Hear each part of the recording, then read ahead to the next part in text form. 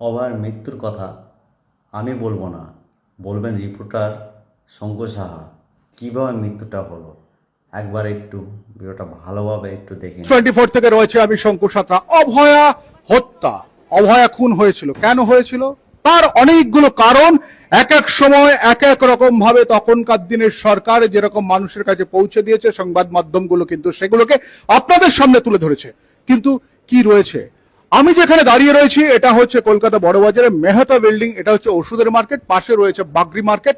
এই দুটো বিল্ডিং এর মধ্যে কিছু কি লুকিয়ে রয়েছে, কি লুকিয়ে রয়েছে, মানে আসল চাবিটা লুকিয়ে রয়েছে যতটুকু আমরা খবর পেয়েছি। আসল বিষয়টা কি, এই যে আবেশের নাম এলো, আবেশের জামাতে রক্ত ছিল, এই যে বলল অভয়ার মা, তিনি যে বললেন এটার পেছনে কারণ কি, কেন বললেন, সেটা আপনাদের কাছে একটু গল্পের আকারে বলে দিই।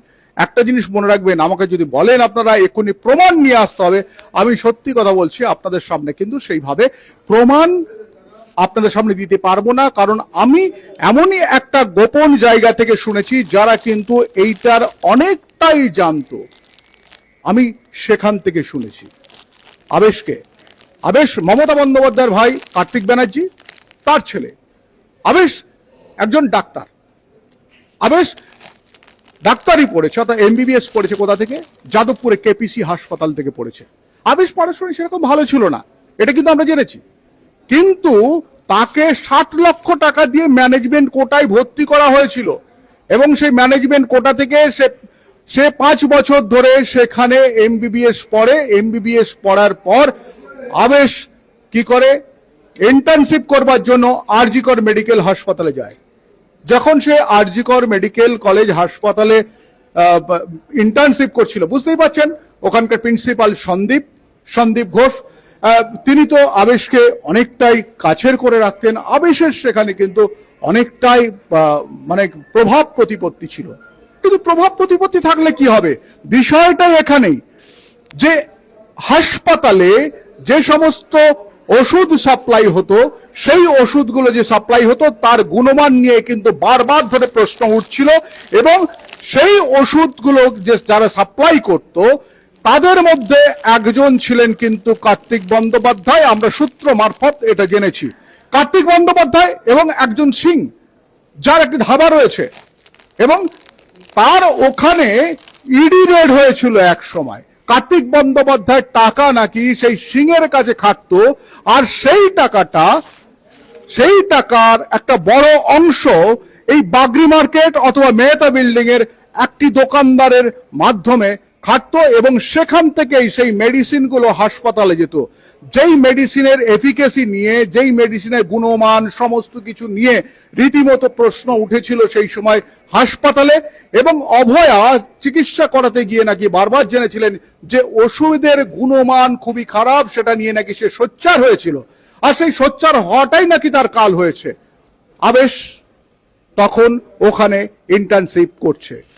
আবেশ যখন ইন্টার্নশিপ করছে সেই সময় কিন্তু রীতিমতো আবেশ মানে রীতিমতো চিন্তায় পড়ে যায় যে তার বাবার নাম জড়াবে, তার পরিবারের নাম জড়াবে, তারা হাসপাতালে এইভাবে ওষুধ সাপ্লাই দেয়, এটা নিয়ে কিন্তু রীতিমতো তাদের মধ্যে একটা মানে ষড়যন্ত্র তৈরি হতে থাকে।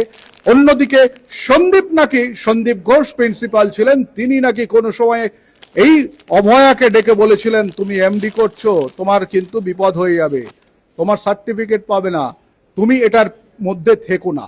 এই যে বড় একটা ষড়যন্ত্র, তারপরেই নাকি একদিন এই অভয়াকে খুন করা হয় এবং অভয়াকে খুন করে প্রথমে চালানো হয় যে সে আত্মহত্যা করেছে। তার গায়ে এত পরিমাণে আঘাতের চিহ্ন থেকে এত কিছু থাকার ফলে তখন তার সহকর্মী ডাক্তাররা তারা কিন্তু প্রত্যেকেই ভেবেছিল, মানে নির্দিষ্ট হয়ে গেছিল ওটা আত্মহত্যা নয়, ওটা খুন, এবং এক এক ধরনের চাদর তার গায়ে দিয়ে ওইভাবে তাকে দেখানো হয়েছিল তার পরিবারকে, এবং খুব তাড়াহুড়ো করে পোস্টমর্টম করে তাকে পুড়িয়ে দেওয়া হয়েছিল।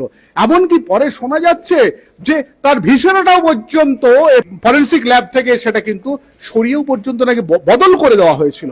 অর্থাৎ এর পেছনে কি ছিল, কি ঘুঘুর বাসা ছিল, এই যে ওষুধ, মানে শ কোটি টাকার একেবারে কম দামি ওষুধ কিংবা একেবারে জাল ওষুধ পাচার হতো বলে যতটুকু আমরা তথ্য জানতে পারছি, আর তার জন্যই অভয়া খুন।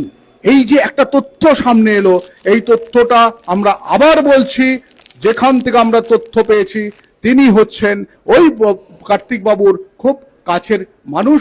তিনি অনেক দিন ধরে কিন্তু কার্তিক বাবুদের সংস্পর্শে থাকেন না।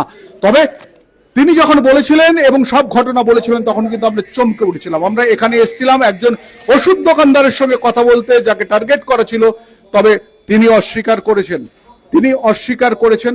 তবে আমরা আপনাদেরকে বলছি যে জাল ওষুধ, ভেজাল ওষুধ, সেই রমরম চক্রটা সেটা কিন্তু চলেছে দীর্ঘদিন ধরে, যার কারণে অভয়ার মৃত্যু, অভয়া খুন ভাবা যায় না। এর সঠিক তদন্ত হোক।